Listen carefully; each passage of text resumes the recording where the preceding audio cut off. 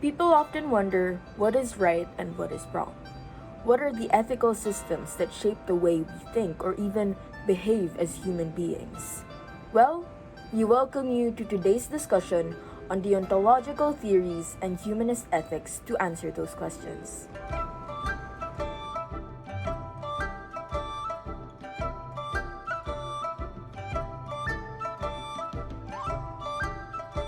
We found out from the previous models that there are teleologists and deontologists. If you recall, the primary posit for teleologists state that the rightness of an act rests solely on the consequences of the act. Well, deontologists actually reject this posit. And the basic posit for deontologists is that an act is morally right on the basis of the act alone and not of its consequences. Now, there are two important uses of the concept of the nature of the act: pure deontology and mixed deontology. In pure deontology, we are judging the nature of an act on the basis of its conformity to an immutable rule, meaning that there must be a moral rule that we are basing off from so we can see if the nature of an act is following that rule. If an act is following that one moral rule, or it is an example of that one moral rule, then that act is right. In pure deontology, the consequences of the act is not important. Meanwhile, in mixed deontology, the meaning of the nature of the act is not confined to the conformity to moral rules alone. In mixed deontology, aside from the nature of the act, you must also consider the consequences of the act when determining if it is right or wrong. Aside from the significance of the consequences of our moral choices, deontologists also disagree on the moral significance of rules. So there is rule deontology and act deontology. Now, rule deontologists accept moral rules as the foundation of morality, and acts are judged in terms of their consistency with these rules. So if an act is consistent with the rules, then it is right. But if it is inconsistent, it is not following the rules, then it is wrong. Act deontologists consider both the natures of the act and the rules. The rightness of an act begins with its nature, and the rules will only apply as guidelines for specific acts in similar moral circumstances. Now, we all know Immanuel Kant, but he is actually one of the most famous pure rule deontologists. His entire ethical system is founded on the moral rule called the categorical imperative, and we will find out more about the categorical imperative later. Kant says no act can be considered good without qualification except goodwill. And goodwill means acting with the right intentions and not for anticipated consequences. His morality states duty and duty for the sake of duty, meaning there is a distinction between acting in conformity with duty or in compliance with duty than acting for the sake of duty because it's your duty. And an act only has moral worth, according to him, if it is done for the sake of duty, for the right intentions. So according to Kant, all moral agents are rational, and the rational capacity that each one of us have is called autonomy. So to justify morality is to show that it is rational, and to justify any moral rule is to make sure that the rule follows the principles of reason. It needs to be rational. According to Kant, morality is a system of categorical imperatives, and these categorical imperatives are unconditional and unqualified commands. He also says that moral principles are rational principles, so their justifications are purely logical. To demonstrate what is wrong, you have to show that the statement or the maxim that it is under is contradictory or absurd, because that would mean it is not rational and it isn't logical. And according to Kant, that is wrong. So how do we know if an act is morally right? Here is the universalizability test, where we test if a maxim can become a universal law. So first, you state the maxim of your action. So for example, here, the maxim is It is alright to steal if you cannot afford to buy it. Next, you universalize it for everyone to follow. So you imagine it as a universal law. For example, if I make the stated maxim earlier a universal law, then it means it is alright for everybody to steal from anybody, provided that you cannot afford to buy what you are stealing. So everyone else is now okay with stealing because we universalized it. So now we ask ourselves if this law is universalizable. What will happen if everyone in the world just started stealing from each other? It will lead to chaos and disorder. So therefore, the maxim of stealing is not universalizable. The foundation of Kant's morality is in the logical consistency with a universal moral law. An act is moral if the intent of the action is in harmony with itself when it is made into a universal rule. It doesn't contradict itself. So this places the faculty of reason at the center of morality, and the sole criterion of morality is the categorical imperative, at least according to Kant. Now the conception of an objective principle is called a command, and the formula of a command is called an imperative. These imperatives say that something would be good to do, and there are either hypothetical or categorical imperatives.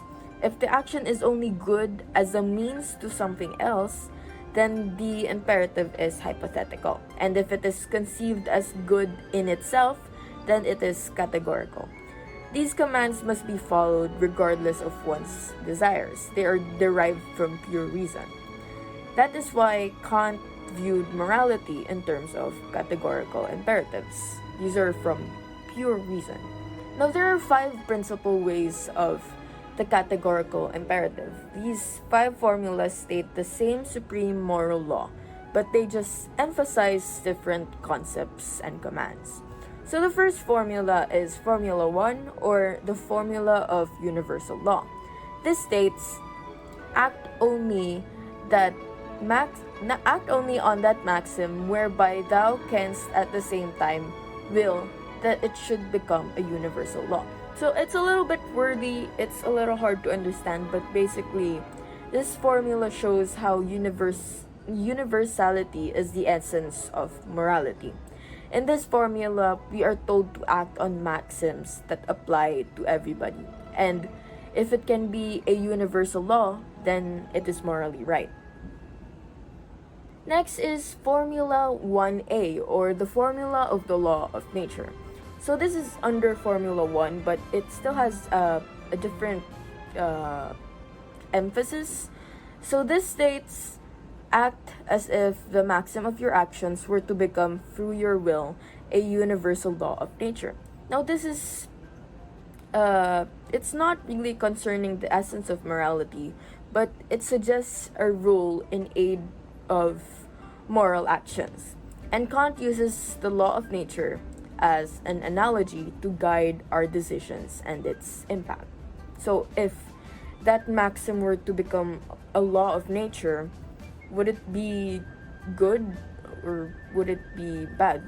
Would it cause chaos and disorder? The third formula is Formula 2, or the formula of the end in itself. This states, so act to use humanity both in your own person and in the person of every other, always at the same time as an end, never simply as a means. So this formula means we must act on moral rules that are applicable to the whole of humanity and never treat anybody simply as a means or a thing to attain your end. We must treat everybody as an end or a significant being and not just as a means or an instrument for that end. The fourth formula is Formula 3, or the formula of autonomy. This states, so act that your will can regard itself at the same time as making universal law through its maxim. This qualifies that this law is not imposed from the outside, but it comes from our own will. Our will as rational moral agents makes the moral law. And we have to obey the moral law since it is the law of human reason. It comes from us. And if we don't obey it, we are contradicting our own nature. The last formula is Formula 3A, or the formula of the kingdom of ends. This states, so act as if you were always, through your maxim, a law-making member in a universal kingdom of ends. So Kant advocates the ideal of the concept of the kingdom of ends, in where each human being is an end and not a means. Now, Kant is aware that in the real world, we use one another as means, but we should not use each other only as means. The kingdom of ends shows us the democratic view of social philosophy, because we all have the moral obligation to legislate the moral law, and this legislation is limited to the view that all men are ends. And if all of us are equal under the moral law, then it shows a society that is a government of the people, by the people, and for the people. So we ourselves are part of the kingdom of ends, and that's why Kant believes that this society and this system can help us create better relationships and better morally right decisions. So again, these 5 versions or formulas state the same moral law of the categorical imperative that Kant considers the immutable rule as a pure rule deontologist. The basis for all these 5 versions is the posit of practical reason for making right choices. Reason always involves the test of self-consistency, and apparently, reason always avoids contradiction. So the main consideration for a choice to be right is that it must not be self-contradictory. So all in all, it means that self-contradiction is the foundation of morality. If it is self-contradictory, then it is not moral.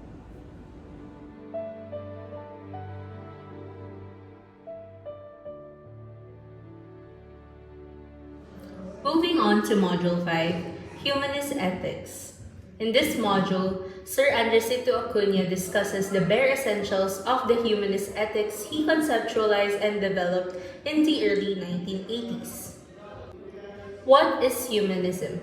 Protagoras defines it as the man being the measure of all things. Socrates hails the virtue of self-knowledge. In short, humanism defines man as a rational being endowed with potentials for truth, beauty, and moral goodness. Humanism came from the Latin word humanitas, meaning cultivated intelligence. The tradition of the Greeks, maintained through Roman humanism, recognized the capacity of an individual to develop their human potential, highlighting their intellectual faculties, as these describe their supremacy as a rational being. In the Italian Renaissance, they emphasized the significance of a man's worth as an attempt to break away from the superstition and authoritarianism in the Middle Ages, reinforcing that a man's destiny is dependent on them. In the contemporary period, there has been a rise in recognition that humanist philosophy is important in the survival of man as species.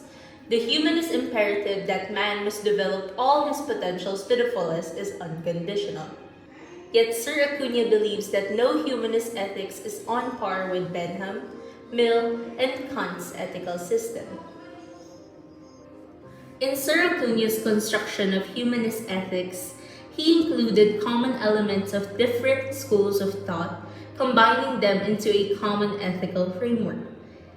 His work takes off from a scientific view of man, is a coherent and comprehensive system of beliefs and values that, if accepted by the Filipinos, may shape the behavioral predisposition of the nation, and presents and establishes certain concepts that can be used as important analytic tools. Sir Acuña presents a scientific view of the nature of man, dynamic and evolving. He characterizes it as the process of changing into something better, not only physically, but in his consciousness as well. An individual goes through qualitative transformation from an egocentric at birth to the acquisition of reciprocity in the initial stage of maturation and the eventual sociocentric, the highest stage of moral development in which they willingly put the interest of the whole first before his own. It is undeniable that man has innate potentials and feels the need to develop these to define his humanity. Sir Acuña believes that these dictate a man's intrinsic worth and equality. Sir Acuña defines intrinsic good as the actual development of human potentials. Through this, moral goodness can be experienced as developing one's potential is satisfying and rewarding. Should there be a true meaning for happiness or intellectual pleasure, it must be measured in terms of the development of human potentials. Moral obligations are in accordance with the good. Those that promote the development of human potentials are good or right. Contrary to this would be considered wrong.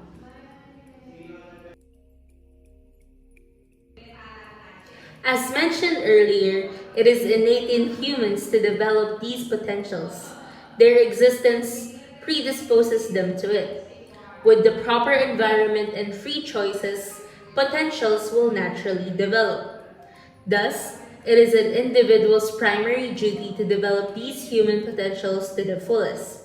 This is an obligation that is unconditional and non-negotiable. No man is an island. This deontological aspect of human ethics focuses on an individual's duty to their fellow men. No one can develop their human potentials in isolation. One's duty to their fellow men is to treat their development of human potentials as their own. If you demand the right to develop yours, it should be recognized that others have the same right. One should not develop their potential by hindering others' development of their own potential. This relies on the reciprocity of the act. You will help in the development of the potentials of your fellow men so that they will help in the development of yours. Further into the shift of the concept of good, something social and shared, also called sociocentric orientation, is reached. This aids in the development of human potentials of the members of the society. As man could not develop his potentials in isolation, this is where society comes into the picture. One needs society to be fully human, as it provides opportunities in life that satisfy one's basic needs and development of human potentials. It is in society where we can find our physiological and psychological needs. Hence, society provides the blueprint for development that makes man truly moral.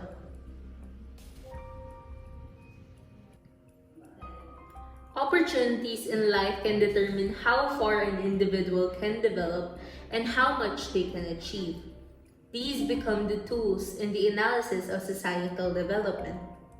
It is a fundamental right to claim these opportunities. However, in principle, these opportunities must also be available to other members as well. If not, there would be inequality. Societal structure defines the limits of a man's capacity for human development. Hence, man and society influence each other. An ideal society would be where all the members of it are provided with all the opportunities in life in equal measure. Its existence lies in this unconditional obligation. Ergo, its members have the duty to help society. One must provide support or sacrifice his personal interests should it fulfill this unconditional obligation. The development of the whole society is more important than the development of any of its members. Should there be a meaning for Philippine history, it should be founded in certain trends where new, more, and varied opportunities in life are made available to a great number of Filipinos through changes and modification in the structure of society from one time to another.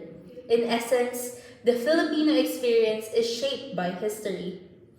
The current situation of the Philippines reeks of radical inequality in the distribution of opportunities in life. This is caused by unjust societal structures along with economic and socio-cultural dimensions. There should be a mechanism of structural chances and differentially distributed opportunities for all members of society to be given an equal chance in developing their potentials. Society itself has no power in enforcing the will of its members, hence the need for a government. All governmental authority and power are given by the people.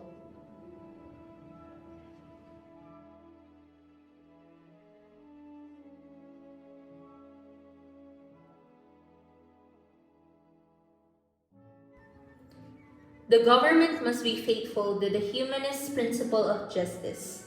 If not, the citizens have the right to replace this.